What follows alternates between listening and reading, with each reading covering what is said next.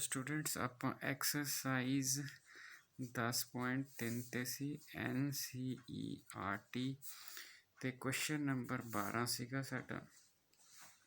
ਕਹਿੰਦਾ 2 lines R passing through 2,3 ਮਤਲਬ ਤੁਸੀਂ ਐਂ ਕਰੋ, ਇੱਕ ਲਾਈਨ ਹੈਗੀ ਇੱਕ ਲਾਈਨ ਹੈਗੀ, ਇਹ 2 lines passes through intersect ਈਚ other at angle 60 degree. ਇਹ ਐਂਗਲ 60 ਬਣਦਾ ਹੈਗਾ ਤੁਹਾਡੇ ਕੋਲ। ਜੇ ਇੱਧਰਲਾ ਵੀ ਕਰੋਗੇ ਤਾਂ ਵੀ ਕੋਈ ਐਡੀ ਰੋਲੇ ਵਾਲੀ ਗੱਲ ਨਹੀਂ।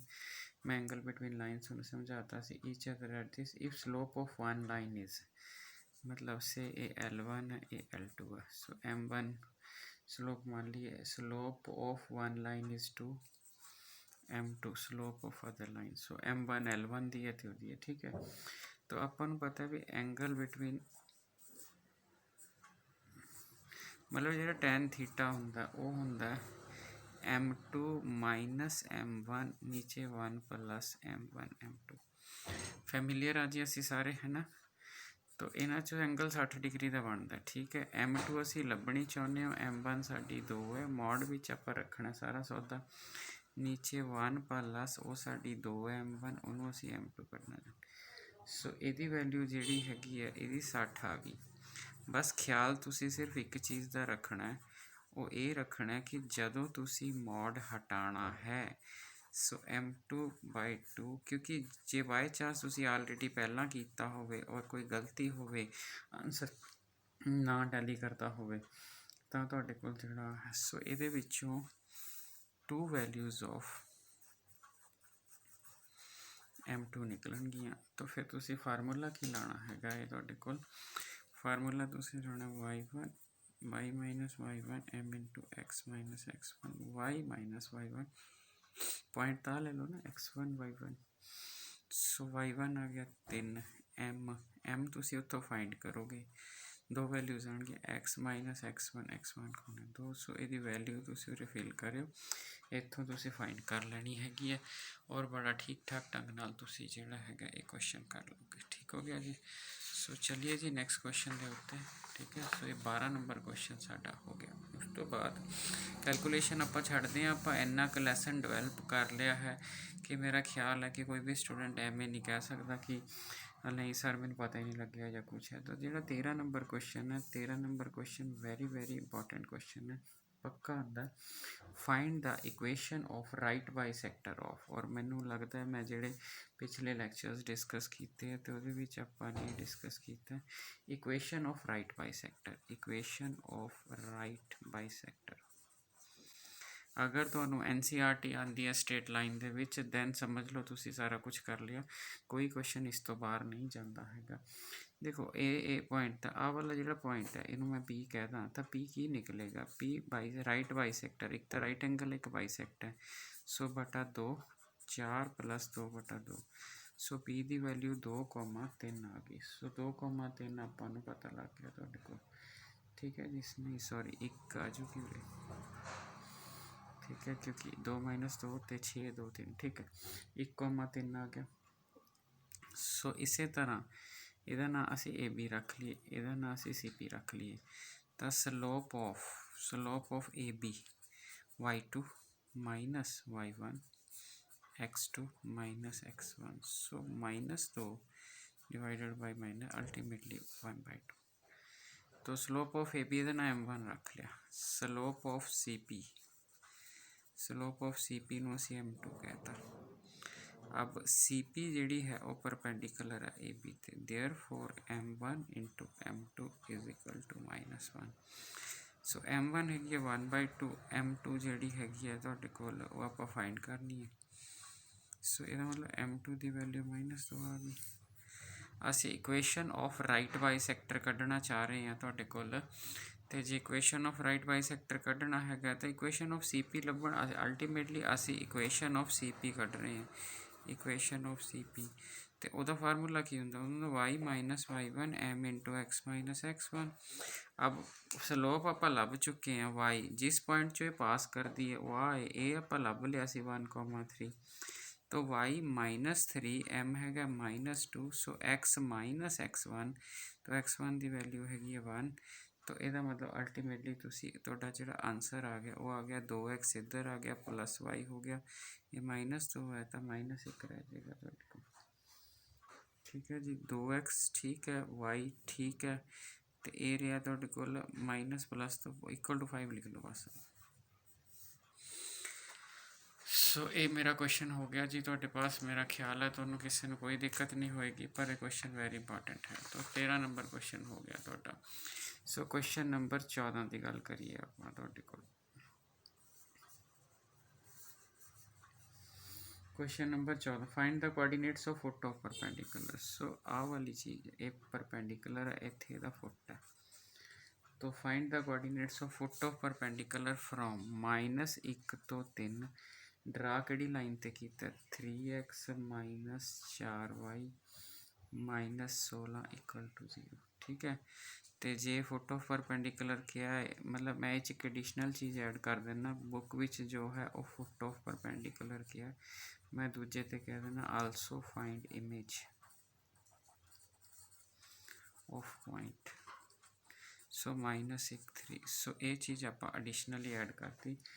तो जोड़ा है तुहाडे कोल पहला आप NCERT वाला पार्ट ही करिए फुट ऑफ परपेंडिकुलर। ठीक है जी। तो फुट कड्ढण लई मैनू की चाहिदा है तुहाडे कोल। ठीक है। अगर आप देखिए आ लाइन तो मैनू पता ही है, आ लाइन अगर मैनू मिल जाए तो उन्होंने सॉल्व कर लो, जिथे कट कर दिया उत्थे फुट मिल जाएगा। सो इत्थे तुहानू फुट मिलता है ना। ਇਹਦਾ नाम रख लो A, ਇਹਦਾ नाम B, ਇਹਦਾ नाम रख लो C, ਇਹਦਾ नाम रख लो P। P है जोड़ा ये फुट ऑफ परपेंडिकुलर है। ठीक है। पहला आप स्लोप ऑफ AB कढ़ते हैं, स्लोप ऑफ AB।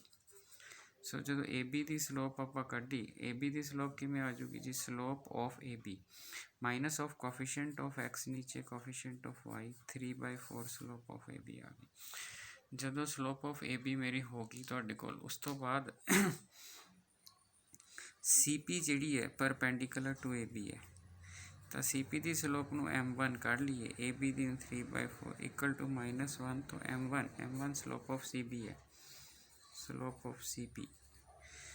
तो ये आ जाऊगी -4/3। तो इक्वेशन ऑफ CP कढ़ लो, इक्वेशन ऑफ CP की निकलो y -y1 M -4/3 x -x1। तो यदा मतलब आप एक इक्वेशन ले ली 3y - 9 - 4x - 4। सो 4x + 3y = 5। ये मेरी एक इक्वेशन होगी। ठीक है जी। सो जे ये इक्वेशन आ होगी तो आ वाली इक्वेशन आ होगी। ठीक है। तो अगले स्टैप आप की कहना है, आप कहना भी जी 3x - 4y = 16 है, जो कि मेरी गिवन इक्वेशन सी। एंड ठीक है, दूसरी मैं कटी है x 3y + 5। ये दोनों इंटरसेक्ट एट P।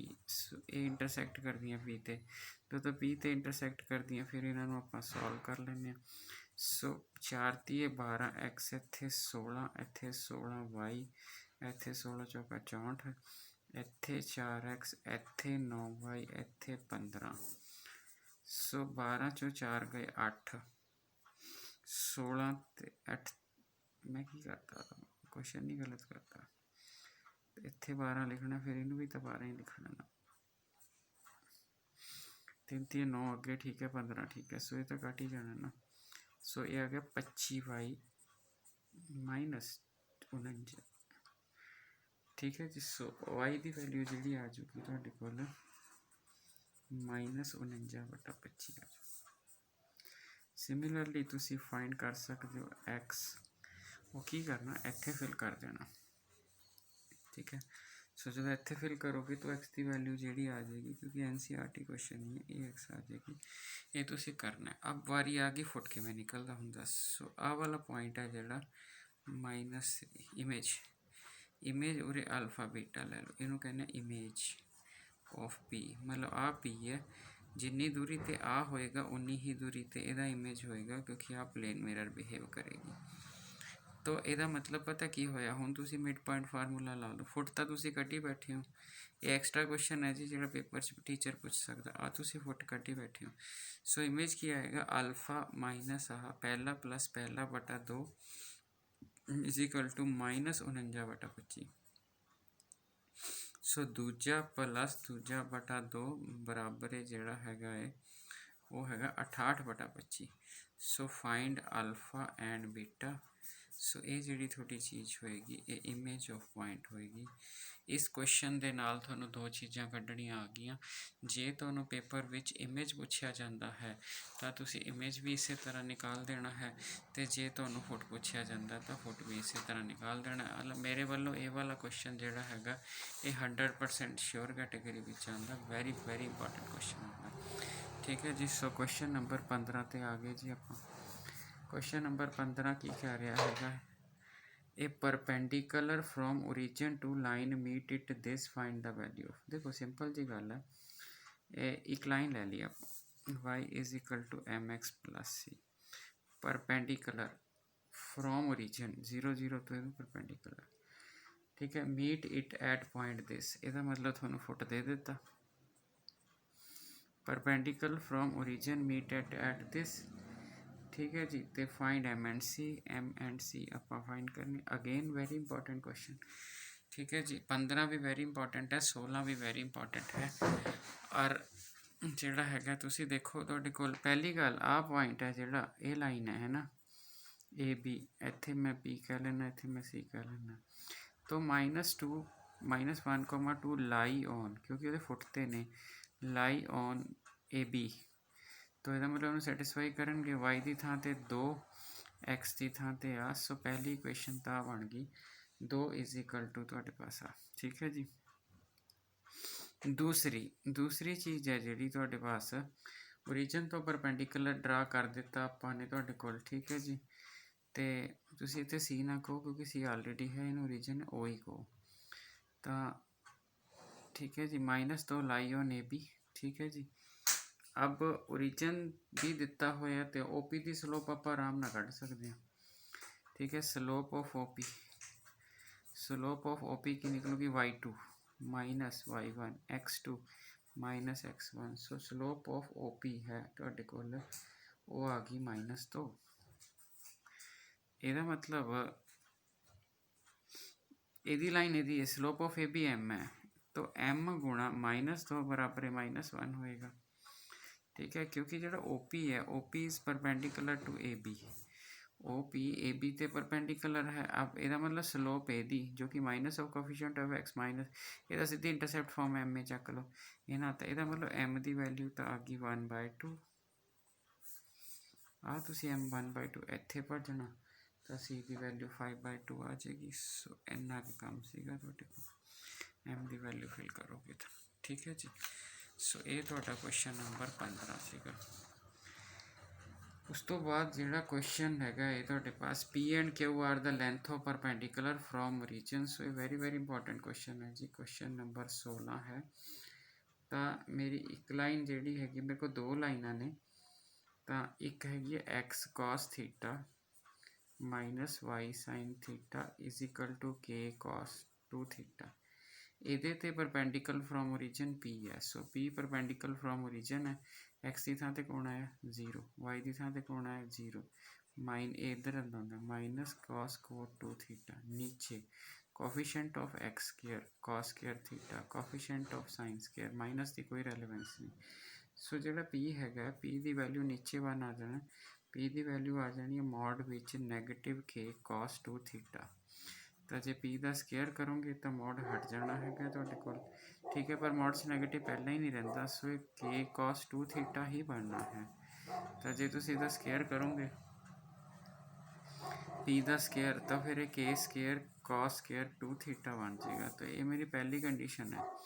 दूजी मेरी लाइन है जी वो हैगी एक्स सीकेंड थीटा, ठीक है, plus y cos secant theta is equal to k. ਇਹਦਾ भी ओरिजिन तो ही परपेंडिकुलर डिस्टेंस लेना, उन्होंने क्यों कहना। सो पहले 0 दूजे भी 0 माइनस नीचे कोफिशिएंट ऑफ एक्स तो secant square theta plus cosecant square theta.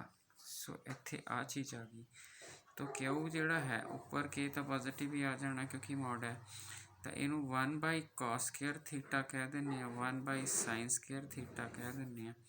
सो ये के तो आप देखिए अगर तो अल्टीमेटली साइन थीटा कॉस इत्थे बन जूगा sine square theta plus cos square theta, ये रूट च आ जड़ा है ये मोड च जाके साइन थीटा कॉस थीटा उत्ते हो जाएगा, क्योंकि रूट च नीचे एलसीएम वाली चीज़ बची है, रूट चों निकल के उत्ते चली जाएगी। मोड च तो सारी मोड च रहनी है, रूट चों भी मोड ही कड्ढना। सो साइन स्केयर थीटा 1 तो ये आ गया के, इत्थे आ गया साइन थीटा ते कॉस थीटा, तो तुसी क्यू का भी स्केयर कर लो जी, क्यू का स्केयर करोगे के स्केयर साइन स्केयर थीटा ते कॉस स्केयर थीटा हो गया। ठीक हो गया जी, ये चीज़ होगी तुहाडे पास। तो आपां ने हुण की करना है तुहाडे कोल, हुण आपां सिर्फ शो करना पी स्केयर ते 4 Q square is equal to तुहाडे कोल जिहड़ा हैगा के स्केयर हुंदा। तो हुण बहुत लंबा चौड़ा चक्कर है नहीं, पी स्केयर तो आपां लभ ही चुके हैं, के स्केयर कॉस स्केयर 2 थीटा। अब जिहड़ा क्यू स्केयर है, क्यू स्केयर दे विच आपां पता की कीता, इनू ना 4 ना उत्ते गुणा करती, sign square theta cos square theta इनू 4 ना नीचे, सो 4 क्यू स्केयर उधर लै जाओ। ठीक है, इत्थे रह गया के स्केयर, इनू आपां 2 साइन थीटा कॉस थीटे दा होल स्केयर कर लिया। सो 4 क्यू स्केयर इत्थे के स्केयर, इत्थे साइन 2 थीटा दा स्केयर बन गया। ठीक है, सो इत्थे के स्केयर, इत्थे साइन स्केयर 2 थीटा 4 के स्केयर। सो ये वाली चीज़ इनू 1 कह लिए, इनू 2 कह लिए, 1 विच 2 तुसी ऐड कर देना, पी स्केयर ते 4 क्यू स्केयर के स्केयर अंदर cos square 2 theta plus sine square 2 theta, so K square into 1 P square plus 4 Q square. So ये वाली चीज़ है जी तुहाडी, तो ये क्वेश्चन बन गया। सो ये क्वेश्चन पेपर च आने वाला, लाजमी आने वाला क्वेश्चन है तुहाडे कोल। ठीक है जी, सो पेज होर ले लिए।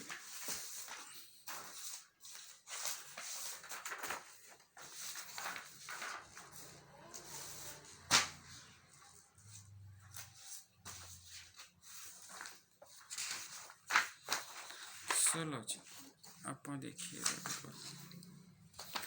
हुण आप अगे आ गए तुहाडे कोल 17 नंबर क्वेश्चन पे। तो 17 नंबर क्वेश्चन कोई ज़्यादा बहुत मुश्किल नहीं है, वह जस्ट हिंट ही तुहाडे को सर जाना। कहता 2 ही ने क्वेश्चन, आप इस लैक्चर च कंप्लीट करांगे। कहता in triangle A B C, सो एक ट्राइंगल ले लो जी ए बी सी। ठीक है, विद वर्टिसेस 2,3, ठीक है 4, -1 1,2। ठीक है, कहता बई जिहड़ा हैगा ये find the equation and length of altitude from this, इतों एक अल्टीट्यूड नहीं है तो ए डी कहने, तो equation of A D and length of A D. हुण बंदा देखे सीधा जा गल है, पहला तुसी बी सी दी पर स्लोप कढ़ लो, स्लोप ऑफ बी सी, अब बी सी की स्लोप होगी y2 minus y1 x2 minus x1। ठीक हो गया जी, आराम ना होगी तो पास। So slope of B C आ होगी, तो स्लोप ऑफ ए डी की होगी, फिर स्लोप ऑफ ए डी ओनू एम लै लो। सो एम गुणा बी सी की slope equal to -1, so M की वैल्यू 1 आ गई, तो slope of A D. Therefore equation of A D की होगी, इक्वेशन ऑफ ए डी जी है वो होंगी y minus y1 M x minus x1। सो निकल गया इक्वेशन ऑफ ए डी, कुछ भी नहीं सीखा। ठीक है, तो एक ही हो गया तुहाडे कोल वाई ते जिहड़ा हैगा तुहाडे कोल। हाँ जी, चेक कर लो जी, कोई रौला है नहीं गा तुहाडे पास। ठीक है, तो आपां ने ए डी की ही इक्वेशन कढ़नी सी ना, तो ए तो मैनू पॉइंट पता है तुहाडे कोल, ते आपां उसने कहा सी find the equation in a triangle this, find the equation and length of altitude from vertex. हाँ ठीक है, ए डी की इक्वेशन लभनी सी, ए डी की स्लोप होगी, ए डी पास की शो करता है 2,3 तो।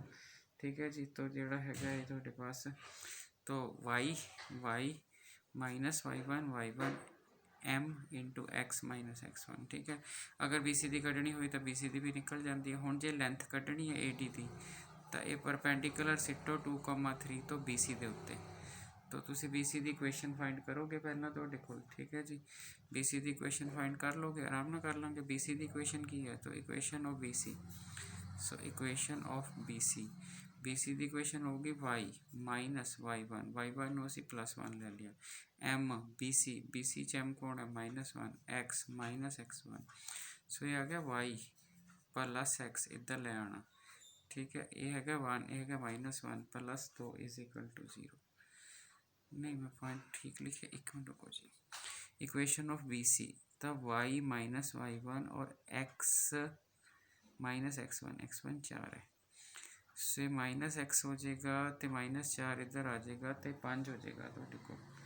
सो equation of B C point सीगा जी 4 -1 ਤੇ 1,2। सो ये पॉइंट माड़ा जिहा देख लो जी, आप ध्यान नाल देख लीए। ਆਪਾਂ इक्वेशन ऑफ बी सी ਲੈਣੀ है तो y माइनस मैं इनू x1 y1 कह लेना, इनू x2 y2 कह लेना। स्लोप मेरी गड्डी कढ़ाई पई है, स्लोप आही कढ़ी सी ना y2 minus y1 x2 minus x1 yes. तो इक्वेशन ऑफ बी सी जी आ गई ਤੁਹਾਡੇ ਕੋਲ y, ठीक है, माइनस y1 है ना, y1 कौन है जी -1, ये भी प्लस हो गया, ठीक है। उस तो बाद थोड़ी आ गई स्लोप, ठीक है जी, स्लोप थोड़ी की सी -1, ठीक है जी। उस तो बाद x माइनस x1, सो इत्थे 4 है बस हूँ, ठीक है। तो ये आ गया y +1 तो हो ही गया, +1 है जी, -4 इतने -3 आ जाऊगा फिर थोड़े को, ठीक है ना। सो इतने -3 आ जाएगा। तो इक्वेशन ऑफ बी सी जी है, बी सी की इक्वेशन आ गई x + y -3 is equal to 0। ਹੁਣ अल्टीट्यूड ए डी लेना है, ठीक है। ए डी इतने परपेंडिकुलर लेना, एक्स की जगह पे 2 वाई की जगह पे 3 3 मॉड नीचे कोफिशिएंट ऑफ एक्स स्क्वायर। सो 3 ना 3 कैंसल, 2/√2, सो √2 आ जाएगा। ये ਤੁਹਾਡਾ ਜਿਹੜਾ ਹੈਗਾ ਤੁਹਾਡੇ ਪਾਸ ਹੋ ਜਾਏਗਾ, ठीक है जी। ਹੁਣ सिर्फ एक लास्ट क्वेश्चन रह गया, लास्ट पेज भी हैगा अपने को, वीडियो भी ज़्यादा वड्डी नहीं हुई। P is the length of perpendicular from origin to the line whose intercept on x is r, ठीक है। देखो जी एक लाइन है यस, ਉਹਦੇ इंटरसेप्ट ए ਤੇ बी ने यस, ਤਾਂ ਜੇ ਉਹਦੇ ए ਤੇ बी ਨੇ ਤਾਂ ਲਾਈਨ ਕਿੱਦਾਂ ਦੀ ਹੋਊਗੀ, ਆਹ ਤੁਸੀਂ ਬਣਾ ਕੇ ਵੀ ਦਿਖਾ ਸਕਦੇ ਹੋ ਸਿੱਧੀ ਵੀ। P is the length of perpendicular, P is the length of perpendicular from origin, ठीक है जी, show that। सो लो जी आप P length of perpendicular, x की जगह तो कौन जाऊगा ओरिजिन, y की जगह तो ओरिजिन -1 इस तरफ आ जाना, क्योंकि लिखी दी ऐ होंगी है ना परपेंडिकुलर डिस्टेंस लगाने ली। तो x की जगह तो माइनस, नीचे कोफिशिएंट ऑफ x स्क्वायर 1 का स्क्वायर इत्थे, ठीक है जी। So ultimately 1/a square 1/b square root equal to p। So इन्हों इधर ले जाने a स्क्वायर, इन्हों इधर ले जाइए तो 1/a स्क्वायर 1/b स्क्वायर दा रूट नीचे स्केयरिंग कर दोगे। सो 1/a square 1/b square 1/b square. So again very important question है जी तुहाडे कोल। सो जिहड़ा हैगा तुसी ख्याल रखना हैगा तुहाडे कोल, ये वाली चीज़ जिहड़ी हैगी किदां हैंडल करनी है, ठीक हो गया जी। सो बाकी नैक्सट लैक्चर में मिसलेनियस स्टार्ट करते हैं जी, थैंक यू।